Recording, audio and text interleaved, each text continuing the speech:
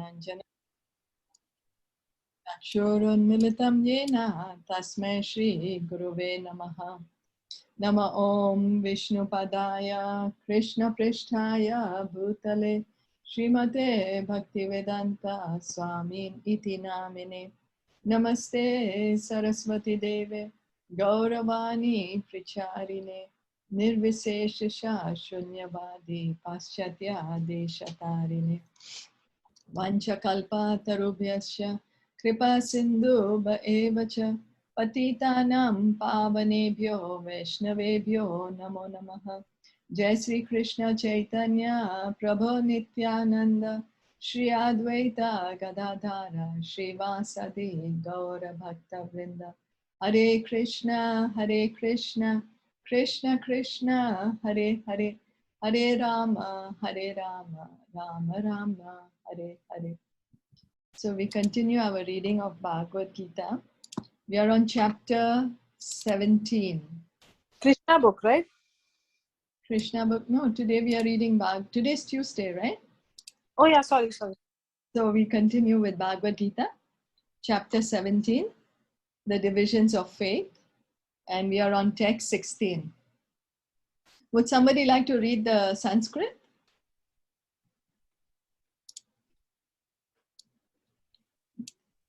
Neha, you want to try?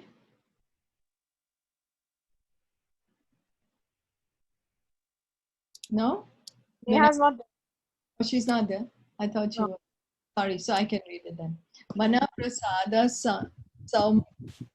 Somyatvam maunam atma vinigraha bhava samshutir iti etad tapo manasam uchyate. And satisfaction, simplicity, gravity, self-control, and purification of one's existence are the austerities of the mind. Sorry. I'm sorry, I just, by mistake, I didn't press the continue and I just left the meeting. Sorry. Yeah. No problem. That's okay. That's okay. Translation and purport by His Divine Grace, A.C. Bhaktivedanta Swami Srila Prabhupada. To make the mind austere is to detach it from sense gratification. It should be so trained that it can be always thinking of doing good for others.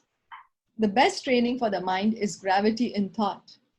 So we can try to see our mind actually is never at rest. If we take a little bit of self-introspection, our mind is always having so many thoughts. But what are those thoughts? The function of the mind is thinking, feeling, and willing. So what are we thinking all the time? What are we willing and what are we feeling? And also one of the function of the mind is to accept and reject. So if we feel, oh, this situation is not good for me, the mind automatically goes to a past situation which was better or a future situation which will be better. And then if it is a good situation, then we say, I'm happy and I don't want the situation to change. So what happens is the mind does not let us focus, does not help us to actually introspect on who we are. It just reacts to the surrounding. And because we are all the time reacting to the surrounding, then we don't have time. We say, oh, I don't have time to look into who am I actually. I don't have time to hear and chant about Krishna. Because it's the mind, it's just the mind. We feel, oh, right now I'm so unhappy. And so I want the situation to change. I want the circumstance to change somehow or the other. And then our thoughts will just take us to a future thought or a past thought, But if we can just bring it to the present, somehow or the other, bring it to the present, then we can, once we bring it to the present, then we can also say, okay, I must hear Krishna's name. I must chant the Hare Krishna. I must read Bhagavad Gita or Srimad Bhagavatam. So the best training for the mind is gravity in thought. One should not deviate from Krishna consciousness and must always avoid sense gratification. To purify one's nature is to become Krishna consciousness. So controlling the mind is so difficult. Even Arjuna told Krishna that, oh, I can't control the mind. It's so difficult. But Krishna said, you can do it. It's not impossible. And you can do it by constant practice and detachment. So even though the mind throws us like a ball from past to the future, always regretting or lamenting or hankering, if we can just somehow withdraw it and focus on our true nature, it can be done. Just somehow or the other, that time, chant Krishna's name. Satisfaction of the mind can be obtained only by taking the mind away from the thoughts of sense enjoyment. The more we think of sense enjoyment, the more the mind becomes dissatisfied. We always think, oh, let me think about it properly. And then after I've thought about this particular instance enough, then I will give it up. Then I will not want to think about it anymore. But what happens? We might think about a certain situation, but we'll go on to another situation, and then another and another. And in this way, the mind never lets us rest. It never lets us feel satisfied or content or peaceful, because we are always looking outward to the circumstance and our feelings. We give so much importance to our feelings, whereas feelings are just temporary. They are very circumstantial. We just have to accept our feelings and then just let go. Somehow or the other, connect them to Krishna, and then we are okay. So the best way, in fact, to feel the mind, make the mind peaceful and satisfied is only when we think of Krishna. When we can hear his name, when we can hear about his glories from Bhagavatam or Bhagavad Gita, that's the only time the mind can actually feel rested and satisfied. But otherwise, when we are indulging in, let me do this, why I didn't get this, I should have gotten this person did this to me, I should have done that to this one. The mind, the more we think, the more it makes us crazy. In the present age, we unnecessarily engage the mind in so many different ways for sense gratification. And there is no possibility of the mind's becoming satisfied. So we think, oh, it's my desire, let me eat this. And once I finish eating, then I will give up this desire. You know, we say, right, the elders say, oh, you have this desire, don't stop yourself from this desire, indulge in it. Once you indulge in it, you will give it up. But what happens when we indulge in it? We indulge, we will get more desire. We have never seen that, oh, after I indulge and I'm satisfied, if I have a desire to eat puris and I eat 10 puris at one time, of course, at that time I'll have a stomach pain, but it does not take my desire to indulge again, you know. It's only when we focus our mind on Krishna can we actually find satisfaction and peace. Otherwise, the mind just makes us crazy. I have something small now, but I want something bigger. I have a small apartment now, I want a bigger apartment. I have a small piece of jewelry, but my neighbor has a bigger piece of jewelry. I want that one. That will make me happier. So the more we indulge in sense gratification, the mind makes us crazy. And then doesn't let us focus that, you're doing so much for the body, but you're not the body. Why you're indulging so much of your mind, so much we are engaging our energy, our thoughts, our feelings, so much importance we give to them. But we are not even the body, we are the soul. So it's just misplaced energy. And that's the reason we don't feel satisfied, because the satisfaction comes from the soul, not from the body. You know, the senses can never find satisfaction. It's the soul that needs the satisfaction. The best course is to convert the mind to the Vedic literature, which is full of satisfying stories, as in the Puranas and the Mahabharata. One can take advantage of this knowledge and thus become purified. The mind should be devoid of duplicity, and one should think of the welfare of all. So, but then you might say, oh, what is this? That means I just have to think of Krishna, then only I can control the mind. There's so many books, there's so many theories. Over the ages, over the centuries, people have tried to analyze the mind, given so many theories of what to do with the mind, what not to do with the mind. And all that is all bogus. I have to just focus my attention on Krishna. Yes, that's the only way to control the mind. There is no other way to control. Why? Because we are spirit souls. We are not the body. So even if the mind thinks of anything material, that material thing is going to be temporary. That idea, that situation is just temporary. It is not permanent. So, and the mind needs It just needs Krishna, where it can find its proper foundation. Because the lotus feet of Krishna, we are like in an ocean being tossed with the waves.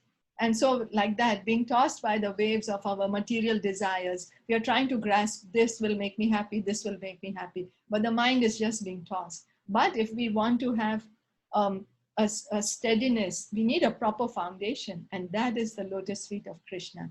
It's only there that the mind can actually feel satisfied. I just want to share one incident, and it just happened yesterday because it was Nirjala, and I wanted to do Nirjala, but it's not in my hand. As actually said, it's Krishna's will. So after half day, I kept and I told Krishna that please help me, because every Gyaras I eat. So that seems a little difficult, but then I thought that we also do Karwa Chauth, then why not do Nirjala? Krishna will help. And I just prayed to him that you have to help me. I cannot do. And when I was cooking, because I made Shubhendru also do it. They did not do Nirjala, but they just they did the Ekadashi normal, and Rohit anyways do. So I had to cook food for them. So when I was cooking, and when I prayed, every time I have that, temptation that, oh wow, I'm cooking this, I offer it, but then I want to eat it. So I was cooking and I was praying to Krishna that please don't give me the temptation to eat this. Please help me. I don't want to eat it. I know I'm thirsty. I'm really, because I was making some juice for them. I'm making everything, and Caitanyamrta is there, and because we did the Abhishek. So I said, I am feeling thirsty, but please Krishna help me. And I think it was his blessing, like as you mentioned, that he will do it. So my mind did not deviate. Though I cooked for them. It was nice experience, but he helped me do it. So that is a big thing, because it's very difficult. I know after some time your mind is, asking for water. Okay, why don't you drink? Go and drink. No, just take one sip. Who will? So it happened with me yesterday. It's not only with that what I'm reading, but actually this is happening. So this is an experience, and I really prayed to Krishna that please Krishna help me. It's not possible without your mercy. Help me. I don't want to break it. Please help me. I don't want to drink. And then really that urge or that thirst and quench wasn't there anymore. I could control it only because of his mercy. So I have felt this. Thank you. And he's magical. He's really magical. Thank you. Thank you for sharing. It's good that when we experience it, then we have the proof. That's the evidence. Thank you so much. When we personally That's amazing. Thank you for sharing. Yeah. So good. Thank you. So we just have to pray to Krishna, as Neha rightly said, just fix our mind on Krishna. All these feelings will go away. The feelings are actually temporary. We put so much importance on the feelings, so much importance. We can spend years and years feeling regret, feeling a grudge, holding a grudge, not forgiving. Our lifetimes could pass by, but it's just a feeling. It's just a temporary feeling that we give so much importance to. And if we just disregard it and try to focus on Krishna, after some time we feel, oh, why was I giving it so much importance? It doesn't matter. What does it matter when you look at the higher sense of things, and when you look at the higher framework? What does it even matter? It doesn't. So we should try to be above our feelings. Oh, I'm feeling so sleepy. I don't want to chant today. It's difficult. But then if we just kick the mind out and say, I need to do it, then we just do it. And pray to Krishna, of course. He is our strength. Silence means that one is always thinking of self-realization. So there are many parts where people, like even there are Buddhist monks, that they say, oh, we are not going to speak anything. But then what they do is they write on the slate. But then that's not silence. We, human beings, all living entities have that, that we want to speak to each other. So silence means actually speaking about Krishna. That is real silence. The person in Krishna consciousness observes perfect silence in this sense. Control of the mind means detaching the mind from sense enjoyment. One should be straightforward in his dealings and thereby purify his existence. All these qualities together constitute austerity in mental activities. So if we just put a little introspection, what am I thinking? What am I feeling? Because our thoughts are very, very powerful. We might think, oh, anyway, I'm just thinking it. I didn't say it out. But our thoughts eventually do become our words and then become our actions, which in turn becomes our destiny.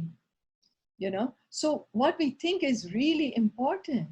And if we can just try to control our thoughts and not give so much importance to the mind, which makes us lament and hanker, always going in the future. I wish I'm so unhappy right now. I wish the situation changes and then I will be much more happier. But then the situation does keep changing.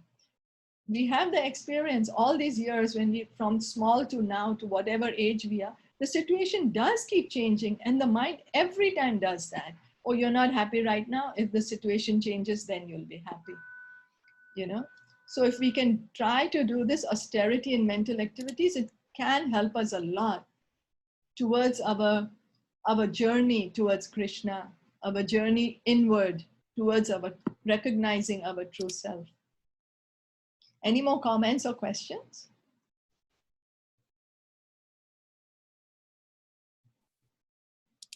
No, then I think explained. I'm sorry? I think it's well explained. Well explained. Okay. So then we can read the next one.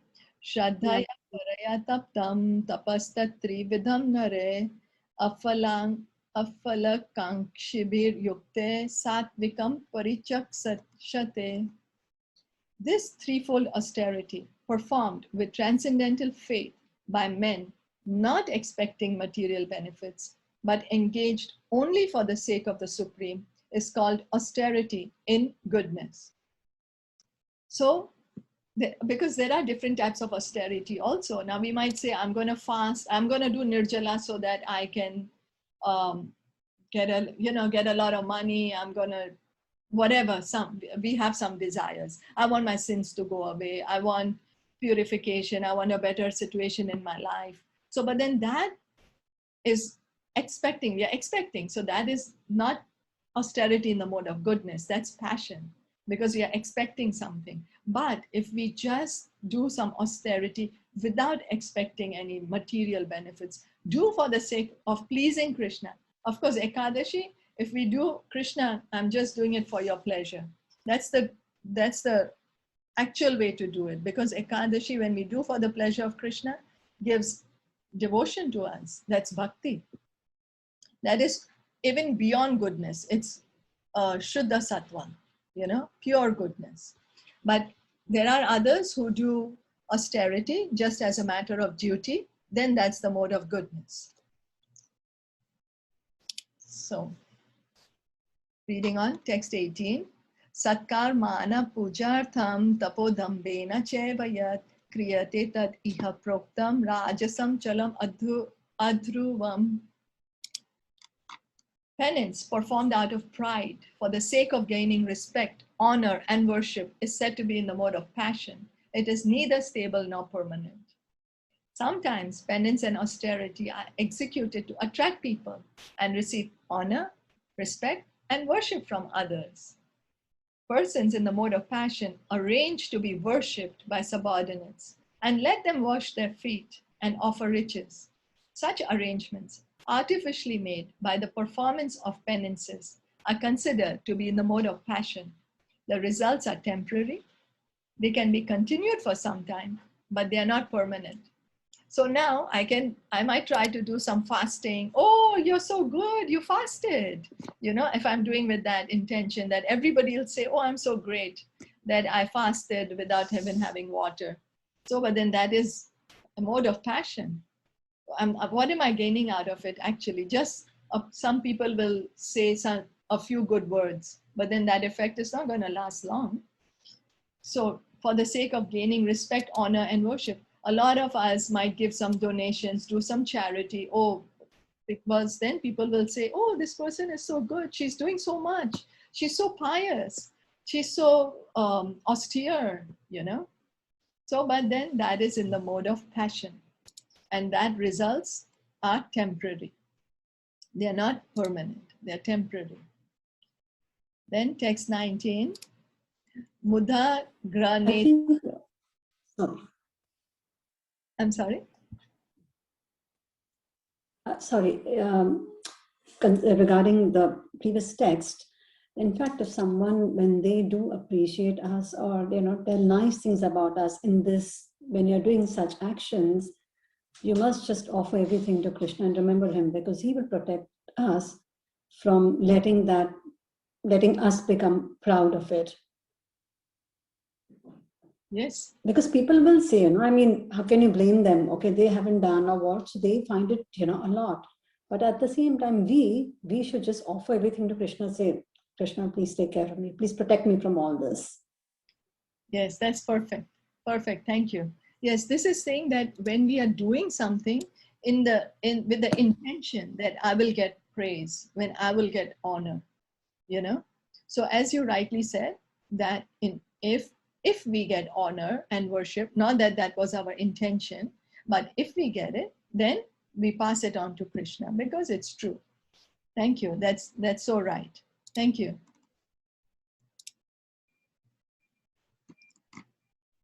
So text 19. Muda grahane natmano yat vidya kriyate tapaha parasyo sadhanartham va tat tamasam udharitam.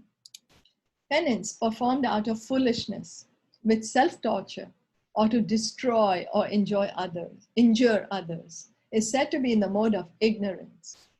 There are instances of foolish penance undertaken by demons like Hiranyakashipu, who performed austere penances to become immortal and kill the demigods. He prayed to Brahma for such things, but ultimately he was killed by the Supreme Personality of Godhead. To undergo penances for something which is impossible is certainly in the mode of ignorance. So I don't know if you all have seen, there are certain people who do penances, they beat themselves, or they pierce themselves with sharp arrows. There are such people, I've seen it. But then that is torturing your own self, and that's in the mode of ignorance. What good is going to come out of it by trying to destroy our own body or destroy another? That is called penance in the mode of ignorance.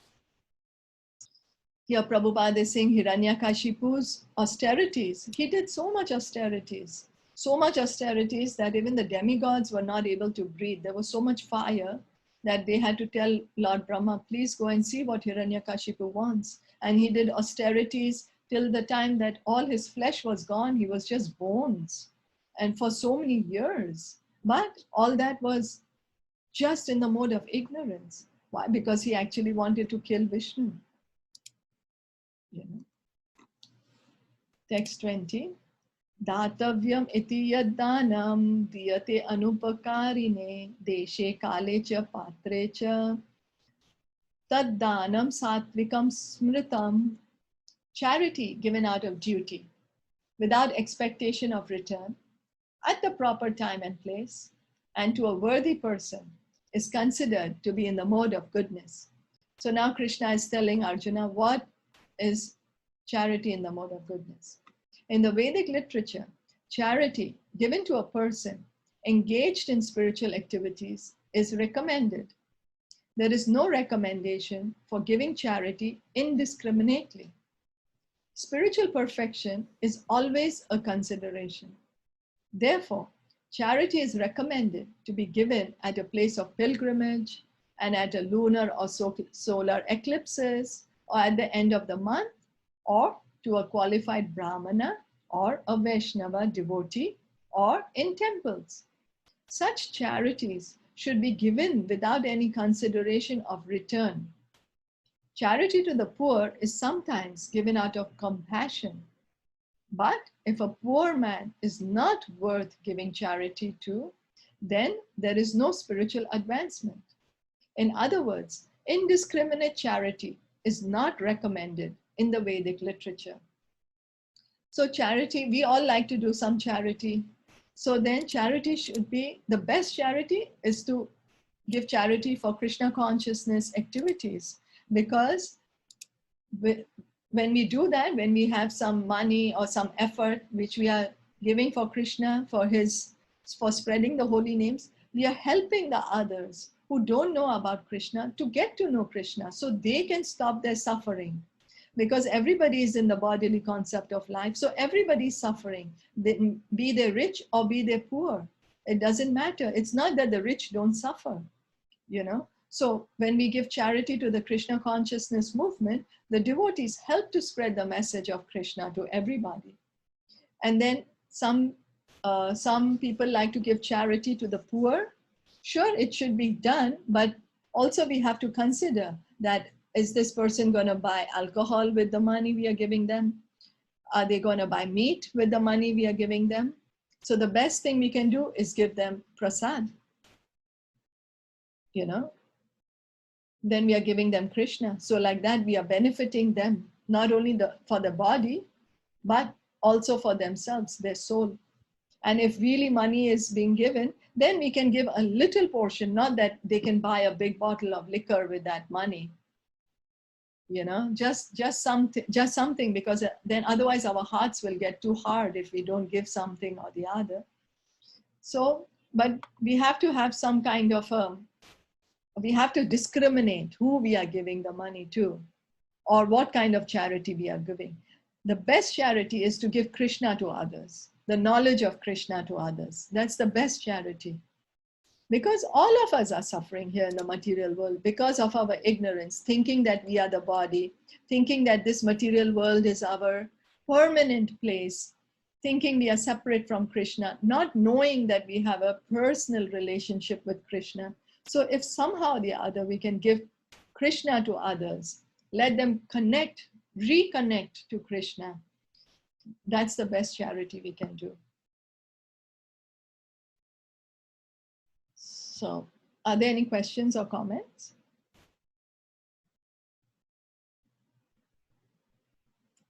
If no, then we can go to the text 21. Yattu pratyupakarartham phalam udishya va punaha diyate cha pariklishtam taddanam rajasam smritam. But charity performed with the expectation of some return, or with a desire for fruitive results, or in a grudging mood, is said to be charity in the mode of passion. Charity is sometimes performed for elevation to the heavenly kingdom, and sometimes with great trouble and with repentance afterwards. Why have I spent so much money in this way? Charity is also sometimes given under some obligation at the request of a superior. These kinds of charity are said to be given in the mode of passion. So sometimes we might say, oh, let me give a little bit charity now. I have some money right now. Let me give it. So at least in the next life, I know this money will come back to me. Or I might become a demigod, go to the heavenly planets. Or if not, at least I'll be comfortable. I'll have money, you know, in the next life. That is charity in the mode of passion, because we are expecting some return from it. And then that kind of charity is going to bring us back to the material world. Why? Because we are doing it with that intention that, okay, I'm giving some charity now, so that in my future I should be able to enjoy it. And so then we will come back to enjoy it. It could be in any species of life, maybe on this earthly planet or even on the higher planets. Or even grudgingly, when we do something if we don't want to do it, when we are giving charity, when we don't want to, that's also in the mode of passion. There are many charitable foundations which offer their gifts to institutions where sense gratification goes on. Such charities are not recommended in the Vedic scripture. Only charity in the mode of goodness is recommended. Why? Why is only charity in the mode of goodness recommended? Because then it's good for the person who's giving it and for the person who's receiving it, so that both of them don't get involved in sinful activities. They don't get involved in, again, increasing their karma. The whole aim is to... So this is the punya? Yeah, in the passion, that is that Punya. let me do some punya karma, let me do something good so I will get some good things in return and I can be very comfortable in my next life or even in this life. Then that is in the mode of passion. Then that is also entangling us. It's entangling. We are attached to that result that, oh, I want to enjoy this result. You know, let me give something now so I can enjoy it. The way the best charity is, just do it as a matter of duty, like that. And of course, the best charity is give Krishna to others. That is even beyond the mode of goodness. Then that helps us and helps the receiver, both. How do you give Krishna to others? Oh, you can give Krishna to others by giving a book about Krishna, give Bhagavad Gita, speak to them about Krishna, tell them to chant the holy name, let them hear the holy name, give them some prasad. If you have some money, you can give money to the Krishna conscious temples, the temples who are preaching, you know, doing Krishna conscious activities. So like this, we can give Krishna to others. Invite, if you're making a program, inviting people home, give them Krishna prasad. Let's just somehow or the other connect people to Krishna. That is how we give Krishna to others. Somehow or the other, let them hear about Krishna or taste Krishna prasad. Thanks. So text 22. Adesha kale yaddanam apatrebhyascha diyate asatkritam avajñatam tattamasam udharitam. And charity performed at an impure place, at an improper time, to unworthy persons, or without proper attention and respect, is said to be in the mode of ignorance. Contributions for indulgence in intoxication and gambling are not encouraged here. That sort of contribution is given in the mode of ignorance. Such charity is not beneficial. Rather, sinful persons are encouraged. Similarly, if a person gives charity to a suitable person, but without respect and without attention, that sort of charity is also said to be in the mode of darkness. So if we give somebody some liquor, you know, we're giving gifts as liquor, that's in the mode of ignorance then.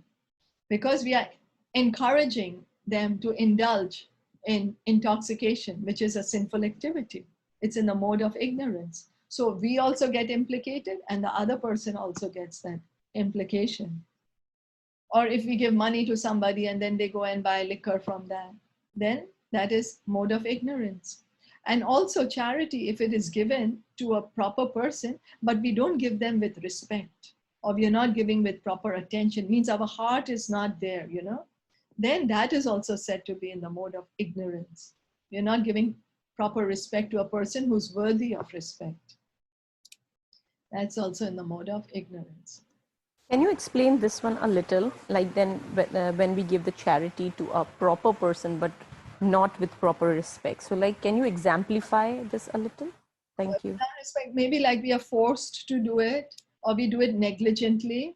We are not like, you know, doing it from our heart in a nice, kindly manner, but thinking that, okay, I'm so great and you are asking me for some charity, so I'm here giving it to you. So that's like without respect, you know, and negligently. So, but if it's coming from a deep gratitude from our heart, then that is good. But if we are not doing it in that way, then it's said to be in the mode of ignorance. Is that okay? So if we are feeling proud in giving, that is what here? That I'm the one who's doing it and something like that? Well, not even that I'm the one who's doing, but it's giving without respect. So when we are giving respect, when we are being disrespectful to somebody, that not recognizing that this person is actually a devotee, but just saying, oh, these people are just after money, you know, and they just want money. Okay, here, take it and go. So then that is being disrespectful. Oh, okay. Okay, yeah. Got to know. Thank you. Yeah. So what is the proper time? There Krishna speaks about the time also. Some people give charity when it's time for, at the time of eclipse, after the eclipses, or at certain, on holy days, and then there is a charity which is given is holy days, going to a place of pilgrimage, you give charity at that time. But when you're giving Krishna, or you're giving charity towards Krishna conscious activities, there is no proper time, place. It doesn't matter. You can do it any time. It is beyond that, the restrictions, you know. What is the significance of eclipse? Actually, eclipse is that Rahu and Ketu, they are the demoniac planets. They are being offensive either to the sun or moon, who are the heavenly planets, who are the demigods. And so they are devotees of Krishna. So actually an eclipse is not a very good time, because a devotee is being offended by a non-devotee. And so to nullify the effects, a lot of people give charity at that time. Lord Chaitanya, he was born during a lunar eclipse. And at that time, everybody was engaged in chanting the holy name. They were all in the Ganga bathing and chanting Hari Hari and chanting the Maha Mantra. And that's when Lord Chaitanya appeared. He chose to appear during an eclipse where everybody was chanting. So there are like these conditions, but for a devotee, the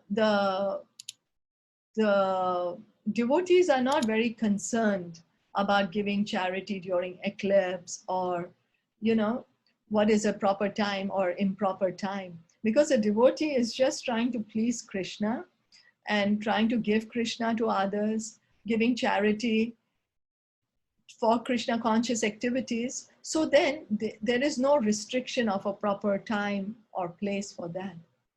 Krishna conscious activities are beyond those what do you say, restrictions, because they are all auspicious. Anything to do with Krishna is all auspicious. Anything inauspicious also becomes auspicious with Krishna. So that means that we don't need to wait for the for eclipse to happen, or for some particular tithi to come. We don't need to wait for that for doing the charity. No, we don't need to. No. Okay. At any time, because Krishna is all auspicious, all pure. Just by coming in touch with Krishna, we all get purified. So the more we do it, the better. The sooner we do it, the better. You know? The more we give Krishna, the more everybody will get purified, and the whole universe can get purified, and all of us can go back home. Okay, thank you. So, was there any other questions or comments on what we read today? And is it also the inauspicious time? No, right? There is no inauspicious time for the charity, right? As you mentioned that it's any time is good. For Krishna, For yeah. a Krishna, yeah. Okay. There is nothing, no inauspicious time. Not that. Yeah. Okay. Okay. Thank you. Okay. Yeah. So where Krishna is concerned, we can rise beyond all these restrictions of rituals, of fear, anxiety. Oh, I shouldn't do it like this. I shouldn't do it like that. Because it's just coming from the heart for Krishna, you know. So it's all beyond that restrictions. That it has to be given at this time only. But of course, when there's a suitable time, please do give it. Not that you that you disregard that. For example, if there is a saintly person coming to the house, it's nice to give them charity at that time. You know, that's like giving proper respect to them. And that's the duty of a householder also, to give charity to a saintly person who's coming to our house. So please do it also at the proper time, but not that we have to wait to give them the charity only when they come to our house. We can also go and give it to them in that way. And also, like, if we are giving Krishna to others, if we are encouraging people to chant the holy name, we can encourage them at any time of the day. Or if we are giving Bhagavad Gita to anybody, giving Bhagavad Gita is a great charity. It's like a great thing, because we are encouraging them, we are helping them start their spiritual life. Down the line, one life, either in this life or next life, they will become devotees. So, yeah, so we don't have to wait for such things then. Should we start chanting now? It's 4:12. And it will take us like about 10-15 minutes to chant. Sure. So was there anything wanted to discuss anything of what we read today? Anybody wanted to share their experiences?